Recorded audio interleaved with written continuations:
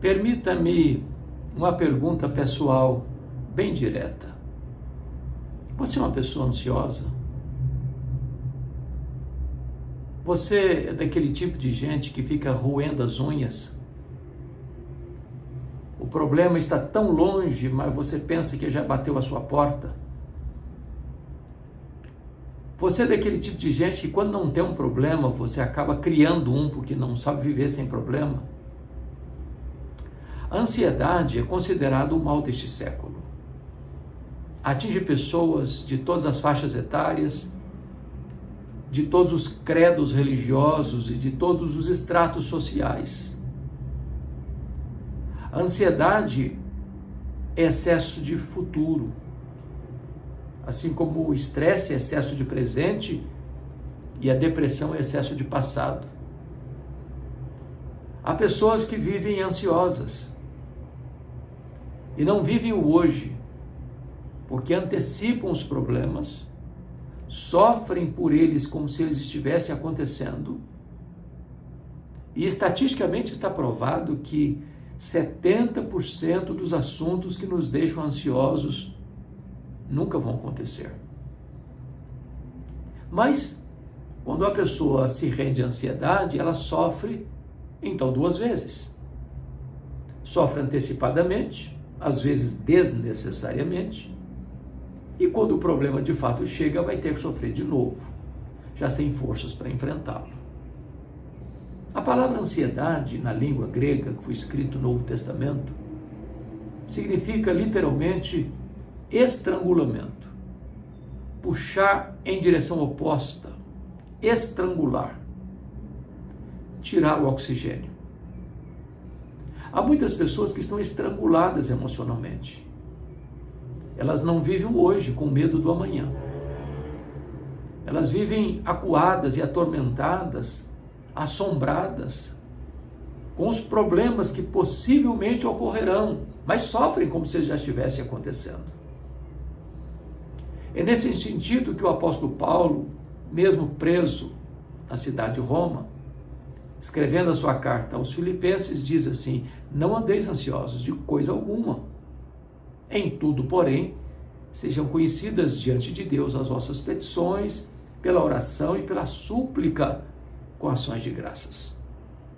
E a paz de Deus, que excede todo entendimento, guardará o vosso coração e a vossa mente em Cristo Jesus. Ou seja, nós não devemos andar ansiosos, porque a ansiedade é a negação da fé. A ansiedade é duvidar que Deus é suficientemente bom e poderoso para cuidar de nós. Quando nós nos rendemos à ansiedade, é porque nós apostamos no fracasso. É porque nós duvidamos de que Deus está no controle e de que Ele tem um propósito em todas as coisas. A maneira de você lidar com a ansiedade, segundo o apóstolo Paulo, é orar corretamente, adorando a Deus por quem Ele é, pedindo a Ele porque Ele é seu Pai e dando graças por aquilo que Ele já tem feito. Às vezes nós somos apressados em nos esquecermos das bênçãos de Deus e somos muito lentos em fazer aquilo que Deus ordena que façamos. Então, pare para pensar quem é Deus. Porque adorar a Deus, você o adora por quem Ele é, e você dá graças por aquilo que Ele faz. Quem é o seu Deus? Quão grande é o seu Deus? Quanto pode o seu Deus? Você tem apresentado a Ele as suas necessidades? Você tem dito para Ele do que você precisa? E Ele é seu Pai, Ele se importa com você. Você já tem contabilizado as bênçãos? Quantas bênçãos Deus já fez na sua vida? O simples fato de você estar vivo é um milagre da providência divina. Você tem olhos, você enxerga, você tem ouvidos, você escuta. Suas narinas distinguem os cheiros, os odores. Você tem paladar para não apenas desfrutar dos alimentos, mas degustá-los com prazer? Seu coração está batendo, seus pulmões estão funcionando, seus rins estão filtrando as impurezas do seu corpo, o seu sangue está irrigando o seu corpo. Você tem braços que trabalham, você tem pernas que andam, você tem uma casa para morar, você tem uma família para abraçar. Você tem tantas manifestações da bondade de Deus. Mas, sobretudo, se você é um cristão, você tem Jesus como seu Salvador e Senhor. Você tem a vida eterna nele. Então, em vez de você se capitular à ansiedade, comece a adorar a Deus, a suplicar a Deus e a dar graças a Deus. O resultado disso é que a paz de Deus, que excede todo entendimento, vai guardar, montar o guarda, sentinela, ao redor da sua razão e da sua emoção, da sua cabeça e do seu coração. E a ansiedade não terá mais acesso para ser entronizada na sua vida. Ao contrário, quem vai governar sua vida é a paz de Deus. Outro texto clássico que trata deste assunto está em Mateus capítulo 6, verso 25 a 34. E agora são as palavras do próprio Senhor Jesus. E eu gostaria de brevemente discorrer esse texto com você, para nós tirarmos daqui algumas lições preciosas para o nosso coração. E Jesus diz assim: por isso vos digo, não andeis ansiosos pela vossa vida, quanto ao que haveis de comer ou beber, nem pelo vosso corpo, quanto ao que haveis de vestir. Note você que está tratando de 3 coisas básicas: comer, beber e vestir. É uma questão de sobrevivência. E Jesus está dizendo que você e eu não devemos viver ansiosos com respeito a essas 3 coisas básicas da vida: comer, beber e vestir.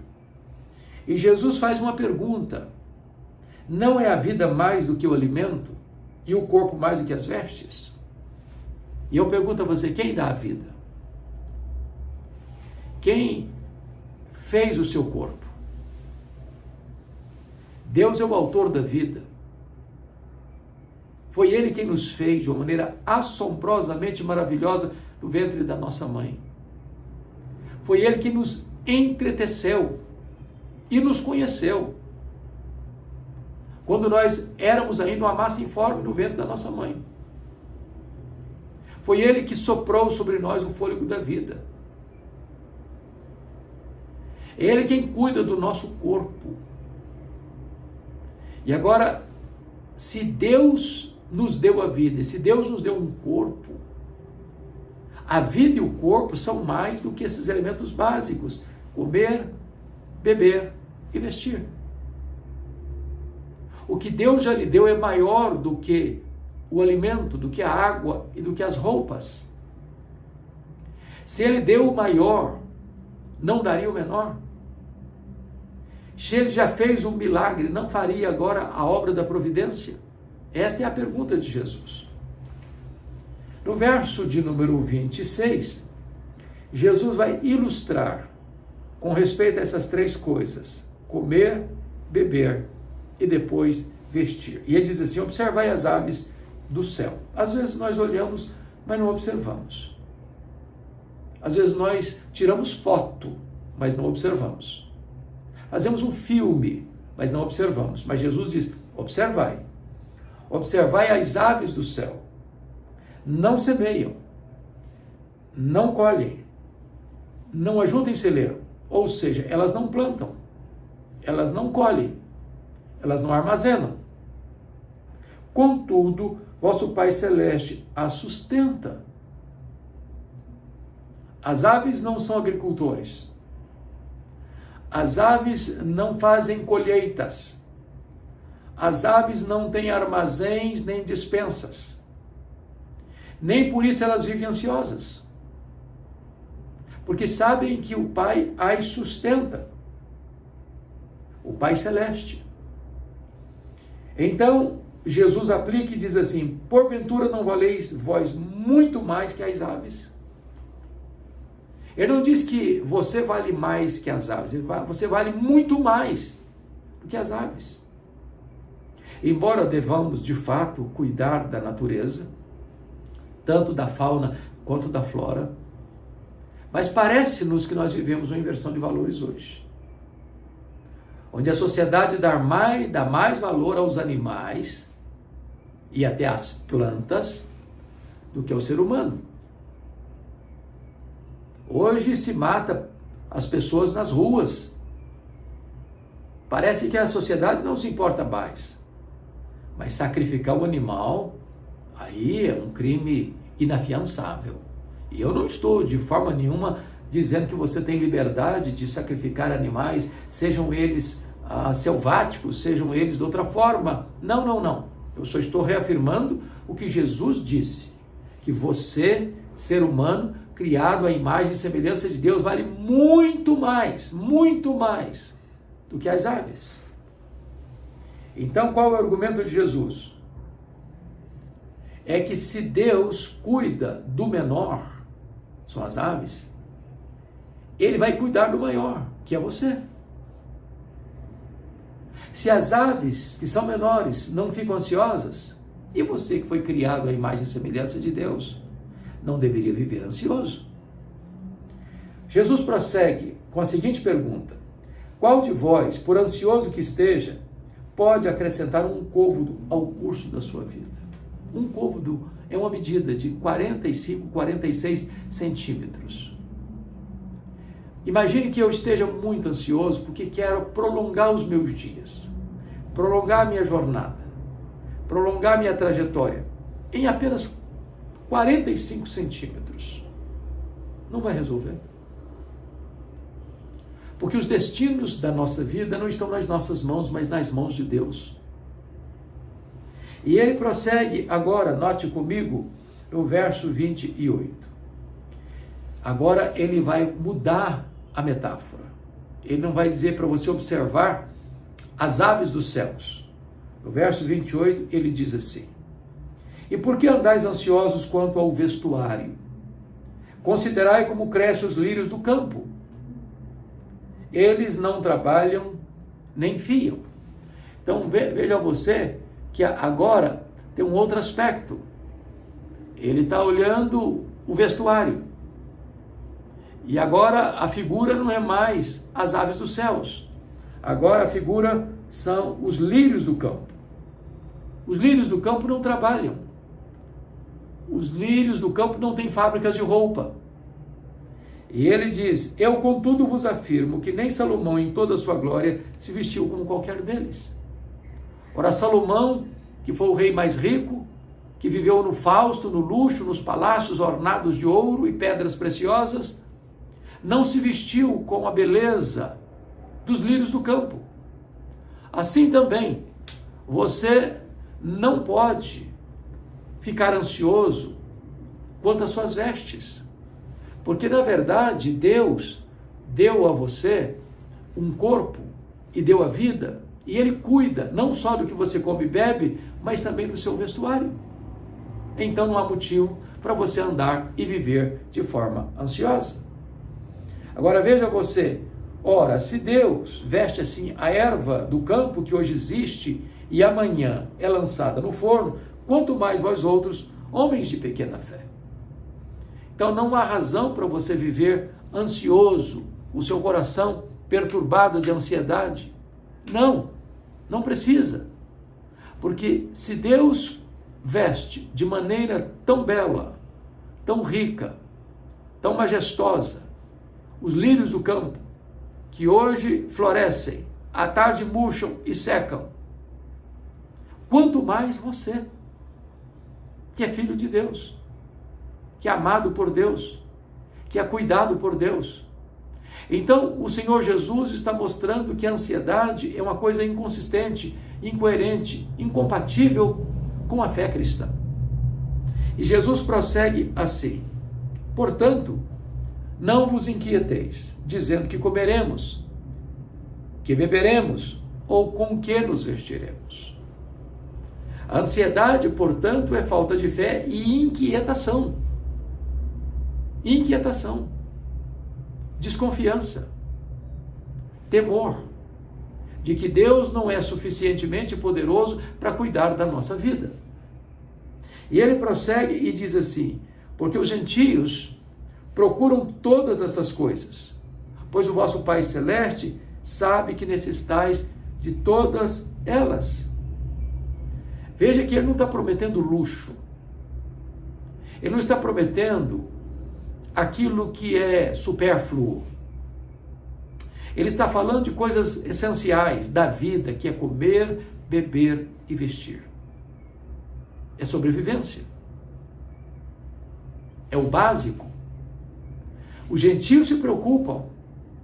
Eles vivem perturbados, inquietos, sem qualquer confiança em Deus. Mas nós devemos descansar no cuidado do Pai. Porque se Ele cuida das aves, se Ele cuida dos lírios do campo, que valem menos do que você e eu, que hoje uma flor brota, amanhã ela seca, murcha e vai para o fogo, você foi criado à imagem e semelhança de Deus e Deus cuida de você.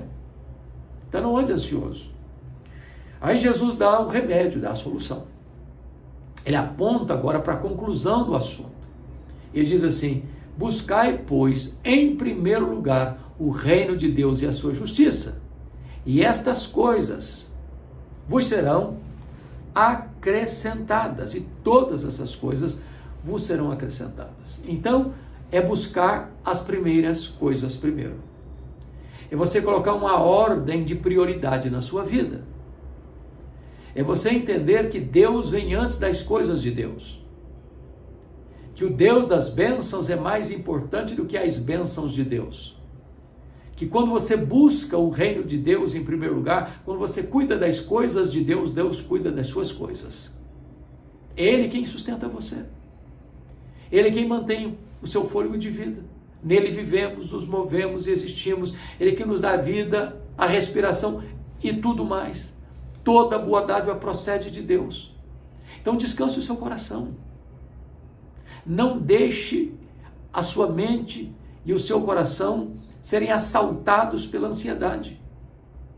Não deixe que a fé feneça em seu coração e que a inquietude assalte a sua alma. Comece a, como diz Paulo, a adorar a Deus, a suplicar a Deus, a dar graças a Deus. Porque é na medida que você busca Deus e o reino de Deus em primeiro lugar, é que as outras coisas vão se encaixando no seu devido lugar e você vai descansando no cuidado de Deus, que é nosso Pai, nosso provedor, nosso consolador, nosso redentor. E Jesus então conclui no Sermão do Monte esta importante lição sobre a ansiedade, dizendo assim: portanto, não vos inquieteis com o dia de amanhã, pois o amanhã trará os seus cuidados, basta o dia o seu próprio mal. Viva hoje. Lute e enfrente os problemas do hoje. Porque você ficar inquieto com o que não está acontecendo, o que talvez não aconteça, é drenar suas energias, é sufocar sua força, é permitir ser estrangulado pela ansiedade. Em vez de você viver inquieto com o dia de amanhã, viva hoje intensamente. Descanse no cuidado de Deus hoje. A Bíblia diz que o choro pode durar uma noite inteira, mas a alegria vem pela manhã. Deus está no trono. Deus está no controle. A sua vida não está solta ao léu, jogada de um lado para o outro ao sabor das circunstâncias. Nós não cremos em azar. Nós não cremos em sorte. Nós não cremos em determinismo cego. Nós não cremos em feitiço. Nós não cremos em misticismo. Nós cremos que a mão de Deus dirige o nosso destino. Quando Deus permite você passar por uma luta ou uma prova, não é porque Ele está longe ou distante ou se esqueceu de você. Não, Ele está trabalhando para aqueles que nele esperam. Descanse, portanto, no cuidado de Deus. Ele é seu Pai. Ele cuida das aves dos céus. Ele cuida dos lírios dos lírios do campo, e mais do que nunca Ele cuida de você, porque Ele ama você.